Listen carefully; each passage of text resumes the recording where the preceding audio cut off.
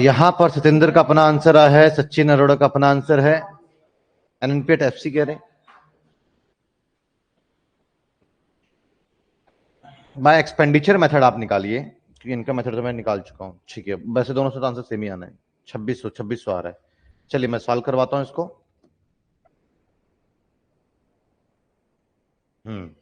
देखते हैं। Point number 3 पे फोकस करते हैं पहले कि हमारे पास में जो कैपिटल फॉर्मेशन है वो क्या है। Consumption, fix capital, government consumption, net factory income, net export, employer contribution net, और आपके पास में change in stock, net capital formation. भाई साहब नेट कैपिटल फॉर्मेशन है आपके पास में। आप एनडीपी एट, आप एमपी निकलेगा तो एमपी पर ही, बट आप एनडीपी निकाल रहे हो, ये ध्यान रखना। चलिए बात करते हैं पॉइंट नंबर फर्स्ट की। प्राइवेट फाइनेंस कंजम्पशन एक्सपेंडिचर आपको सबसे पहले ही दिया हुआ है, जो कि आपको दिया हुआ है 2000 crore. Government final consumption expenditure पर हम आ जाते हैं, जो कि आपके पास में 12 नंबर पे आपको दिया हुआ है, और वो दिया हुआ है आपका 600 करोड़। चलिए कैपिटल फॉर्मेशन, कैपिटल फॉर्मेशन आपके पास में क्या, नेट कैपिटल फॉर्मेशन है, तो नेट कैपिटल फॉर्मेशन है तो आपके पास पे क्या दिया हुआ है, ये 400 दिया हुआ है आपका। पॉइंट नंबर 2 पर ही है, और ये क्या दिया हुआ है आपका, ये 400 दिया हुआ है। फिक्स वर्ड है क्या, फिक्स नहीं है ना, तो चेंज इन स्टॉक की कोई भी रिक्वायरमेंट नहीं है। क्लियर है। चलिए अब हम नेट एक्सपोर्ट, क्या नेट एक्सपोर्ट दिया हुआ है, बिल्कुल भैया, यहां तो डायरेक्ट डायरेक्ट चीजें दी हुई हैं, आपको करके बड़ा अच्छा भी लग रहा होगा। तो ये क्या हो गया हमारे पास पे 20। तो चारों पॉइंट हमारे पास में आ चुके हैं। सॉल्व करते हैं इसको, तो हमारे पास में जो है ये 1000 हो गया, 3000, 3020 करोड़ क्या आया, एनडीपी एट एमपी। मुझे निकालना क्या है, मुझे निकालना है यहां पर, यहीं से देखिएगा, मुझे फाइंड करना है, यहीं करते हैं, नेशनल इनकम आपका ये होता है, और दिया हुआ क्या है मेरे पास में, एनडीपी एट एमपी। आइए, फर्स्ट लेटर चेंज करने की रिक्वायरमेंट नहीं है क्योंकि सेम है, तो डेफ का कोई यहां पर रोल ही नहीं है। सेकंड लेटर को चेंज करने की रिक्वायरमेंट है क्योंकि यहां पर डिफरेंट है। तो यहां पर आप देखिएगा सेकंड लेटर के लिए एनएफआई आएगा, तो इसमें होता है नेशनल में, तो यहां पर आप क्या करेंगे, एनएफआईए ऐड करेंगे। ठीक है। फोर्थ लेटर को चेंज करने की रिक्वायरमेंट है, वो भी एनआईटी से चेंज होगा, तो यहां पे एनआईटी देखिएगा, इस पे होता है नहीं होता, तो इस पे नहीं होता है ना फैक्टर को, उसमें एनआईटी तो माइनस एनआईटी। अब ये कैसे पता लगेगा होता है नहीं होता है, 2 बार ही इस बात को मैंने पढ़ा है, 2 बार लिखवाया मैंने इस चीज को। सॉल्व करते हैं यहां पर हम, तो हमारा नेशनल इनकम जो है वो हमारे पास में एनडीपी एट एफसी जो हमने एमपी जो निकाला हुआ था, वो निकाला था 3020 करोड़। अब एनएफआईए की बात करते हैं, तो एनएफआईए क्या है, net factor income from abroad, तो माइनस का 20 है ये, तो चलिए कोई बात नहीं। NIT, NIT net indirect tax, तो नेट इनडायरेक्ट टैक्स आपका देखिए, नेट यहां पर indirect tax, change in stock, rent, interest, आपके पास में नेट इनडायरेक्ट टैक्स डायरेक्ट दिया हुआ, सब कुछ डायरेक्ट है यहां पर 400। सॉल्व करते हैं यहां पर, 20 से तो 20 चला गया, 400 तो कितना है आपका, बिल्कुल सही आपका आंसर था 2600 करोड़ आपका आंसर है एनएनपी टेप्सी। बताइए जरा, नेशनल इनकम जो कि आपको कभी ये कितना मुश्किल टॉपिक लगा होगा, ये कितना आसान, बिल्कुल लड्डू की तरह आप इसको अपने पास में ला पाए ना पाए, अच्छे समझ में आए नहीं आए, और आपको कुछ याद रखने की जरूरत ही नहीं है। ना जाने पहले आपने कितना इसका रट्टा मारा होगा, कितने आपने फॉर्मूले पढ़े होंगे, याद किए होंगे, लेकिन वो कुछ जरूरत ही नहीं पड़ी याद करने की। बताइए जी, समझ में आया अच्छे से, बताओ।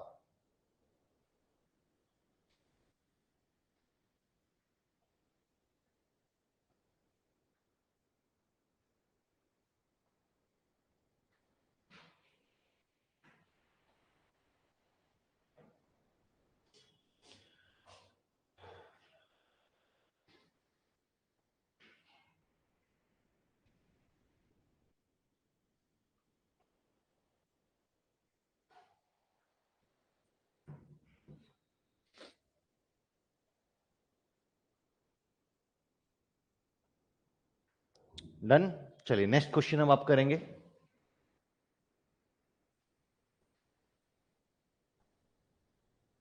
क्वेश्चन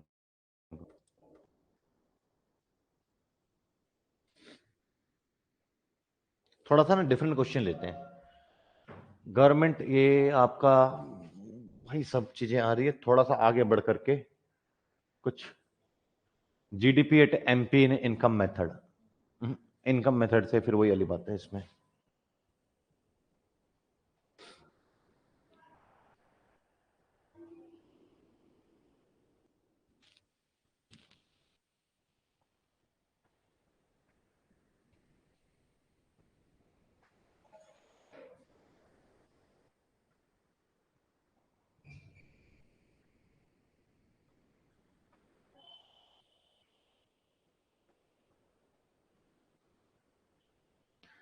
चलिए इसमें आपका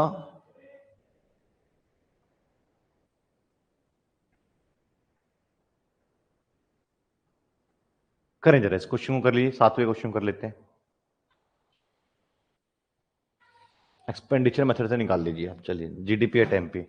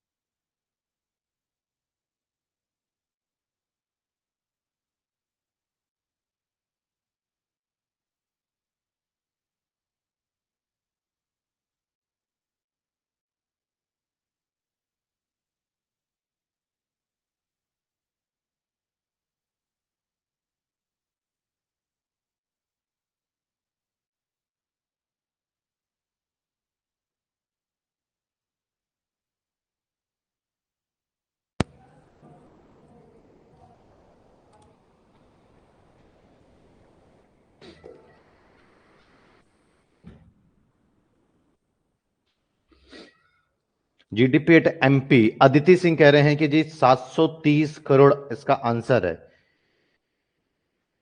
दीपक जैन क्या कह रहे हैं कि 765 करोड़ इसका आंसर है। और नीरज कह रहे हैं जी नहीं नहीं 730 करोड़ इसका आंसर है। और एक और आपका नया आंसर यहां आता हुआ जो कि राजलक्ष्मी कह रहे हैं कि 720 करोड़ इसका आंसर है। और हिना कह रही है कि नहीं नहीं 730 करोड़ आंसर है। और 765 आपका एक और आंसर आया दीपक जैन का। एनएनपी एट एफसी, अच्छा एनएनपी एट एफसी आप कह रहे हैं, यहां पे आपसे पूछ कर रहा है, आपसे सिर्फ जीडीपी एट एमपी पूछ रहा है, तो आप बस जीडीपी एट एमपी बताएंगे।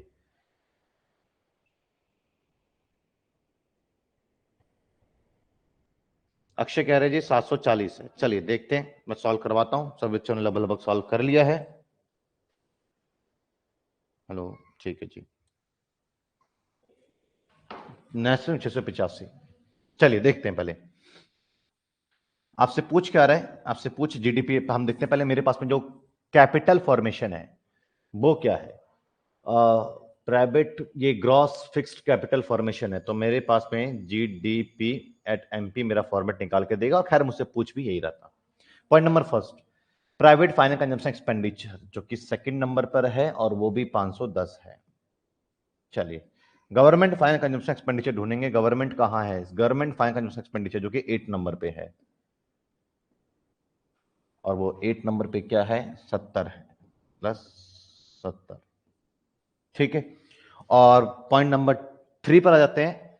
यहां पर मेरे पास है फिक्स कैपिटल फॉर्मेशन है जो कि फर्स्ट पे है और वो क्या है, वो 130 है, लेकिन फिक्स है तो मुझे चेंज इन स्टॉक लेने की रिक्वायरमेंट है। तो चेंज इन स्टॉक क्या डायरेक्ट दिया हुआ है? तो चेंज इन स्टॉक भी डायरेक्ट दिया हुआ है सर, आपके लिए तो चीजें काफी आसान तरीके से पेश आ रही हैं। तो चेंज इन स्टॉक क्या है मेरे पास में? चेंज इन स्टॉक मेरे पास में 30 है। ठीक है जी। अब यहां पर अगर आप देखते हैं तो आपका नेट एक्सपोर्ट की मैं बात करता हूं, तो क्या नेट एक्सपोर्ट दिया हुआ है?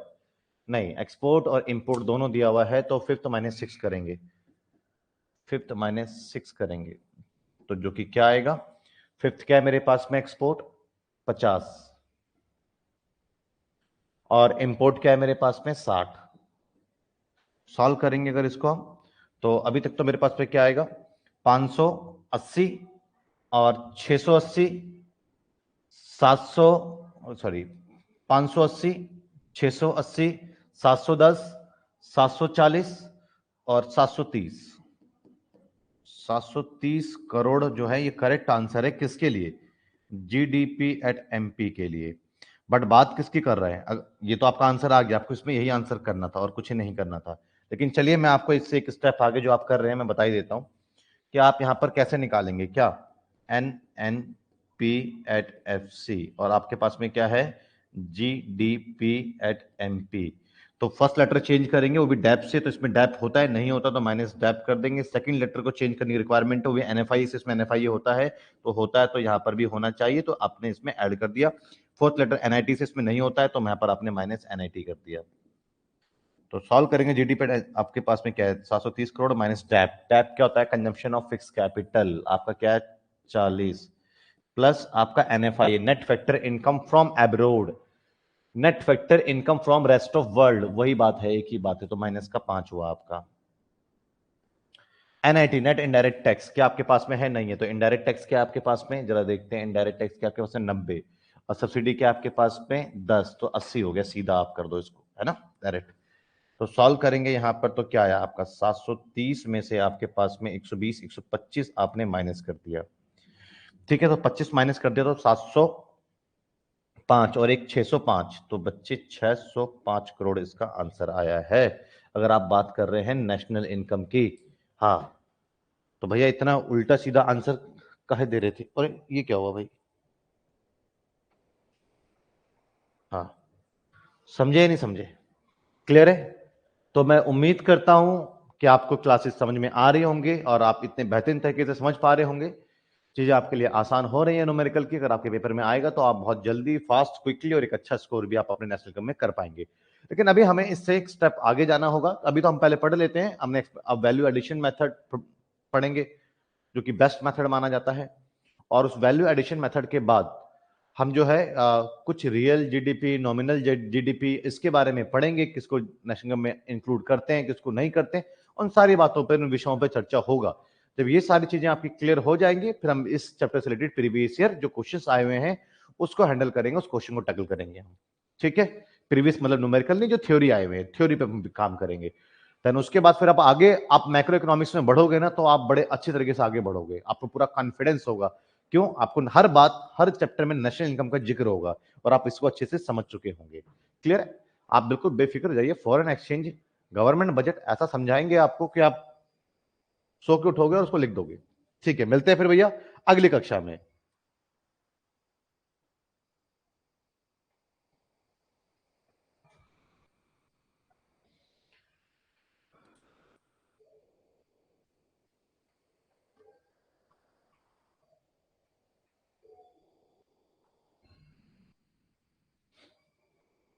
समझ गए जी? खैर आपका इसमें आंसर क्या है, 730 करोड़ ही रहेगा, क्योंकि जीडीपी पूछा था, बट आप अगर नेशनल इनकम की बात कर रहे हैं तो वो ऐसे निकलेगा, वो 605 करोड़ का करेक्ट आंसर है। ठीक है जी, मिलते हैं फिर अगली क्लास में। थैंक यू जी, थैंक यू सो मच।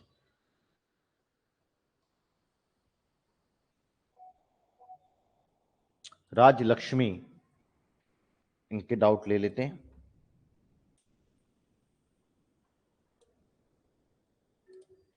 हाँ जी, राज लक्ष्मी बोलिए जी।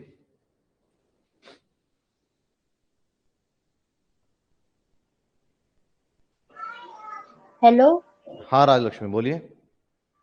सर, मुझे ना एक डाउट था। मुझे ना ये समझ में नहीं आ रहा, चेंज इन स्टॉक वाला टॉपिक।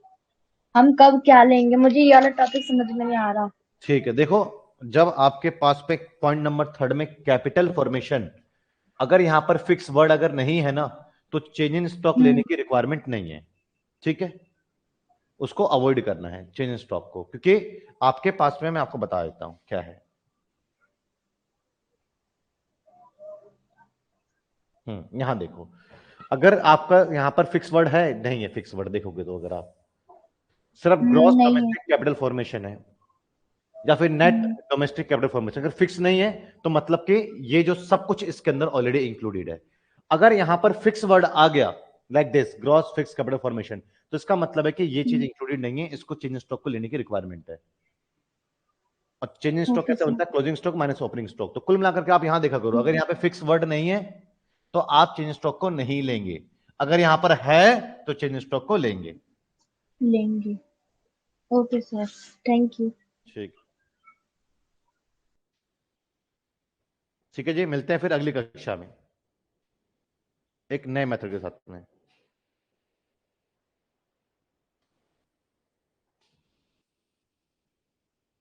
हाँ, नेक्स्ट क्लास से आपका अनुसर लेंगे।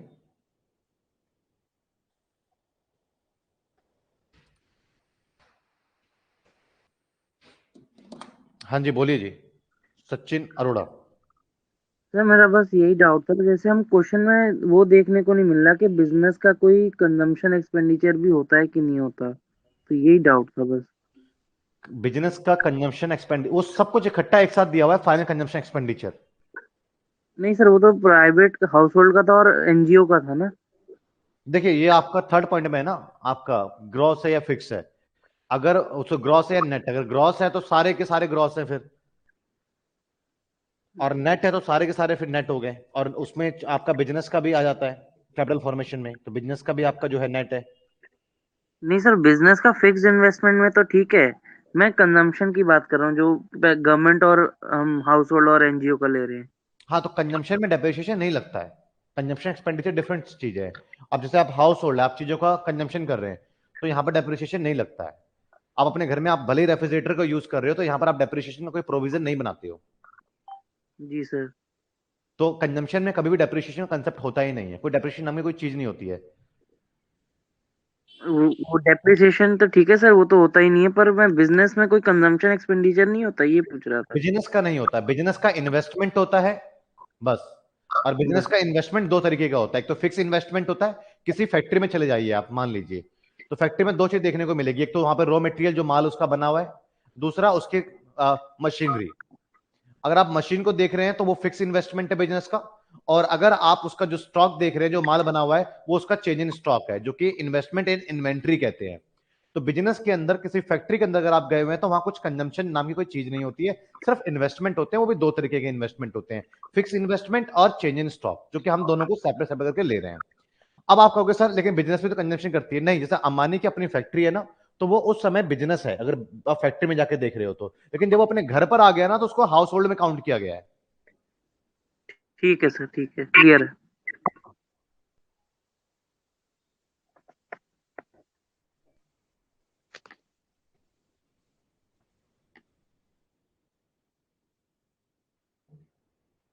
ठीक है जी, मिलते हैं फिर नेक्स्ट क्लास में।